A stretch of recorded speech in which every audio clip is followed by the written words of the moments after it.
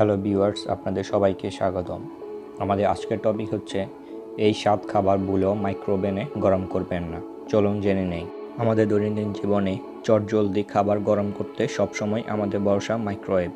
বাইরে থেকে খাবার কিনে আনলে বা ফ্রিজে কোনো খাবার গরম করতে চাইলে সোজা চালান করে দেওয়া হয় মাইক্রোওয়েভে।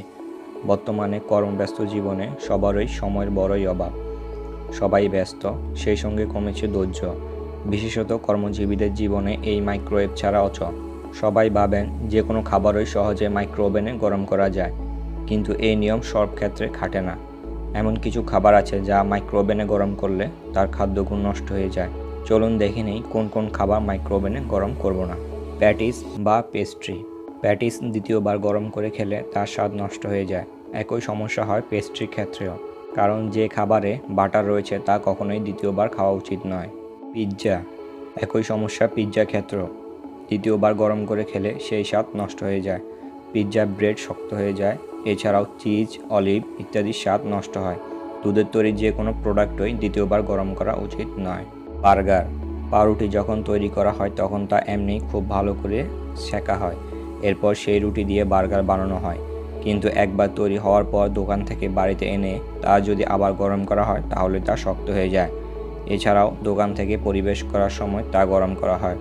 বারবার গরম করার ফলে বার্গারের মধ্যে থাকা মাখন, মাংস, লেটুস ইত্যাদি খাদ্যগুণ নষ্ট হয়ে যায়। ডিমের তৈরি খাবার। ডিম মেশানো নেই কিন্তু ভেতরে ডিম দেওয়া এরকম কোনো খাবার মাইক্রোওভেনে গরম করবেন না। কেক হতে পারে, কিন্তু ডেভিল, এগ রোল কিংবা ডিম কষা মাইক্রোওভেনে দেবেন না। মাছ যেদিন রান্না করবেন সেদিনই চেষ্টা করবেন খেয়ে ফেলার। না খেতে পারলে তা গ্যাসে গরম করুন, কিন্তু মাইক্রোওভেনে নয়, কারণ এতে মাছের খাদ্যগুণ পুরোপুরি নষ্ট হয়ে যায়। তাই টাটকা মাছ রান্না করে খেয়ে ফেলুন, কিন্তু ইলিশ ভাপা মাইক্রোওয়েভে বানাতে কোনো সমস্যা নেই। তবে দুপুরে খাওয়া হলে রাতে আবার গরম করতে মাইক্রোওভেনে দেবেন না। দুধের কোনো খাবার। দুধগুলো মাইক্রোওভেনে দেবেন না। এছাড়াও পায়েস, কোনো মালাই, এরপর চিজ, মাখন দেওয়া কিছু কিংবা মিল্ক শেক কখনোই মাইক্রোওভেনে গরম করবেন না। এতে হিতে বিপরীত হবে, সব ফেটে ভেতরে ছড়িয়ে যাবে, যেখান থেকে শর্ট সার্কিট হতে পারে। সেই সঙ্গে খাদ্যগুণ কিছুই আর অবশিষ্ট থাকবে না, এমনকি খাবার নষ্টও হয়ে যেতে পারে। আমাদের ভিডিওটি ভালো লাগলে অবশ্যই লাইক বাটনে ক্লিক করবেন এবং স্বাস্থ্য বিষয়ক এমন আরও অনেক ভিডিও পেতে আমাদের চ্যানেলটি সাবস্ক্রাইব করে রাখুন।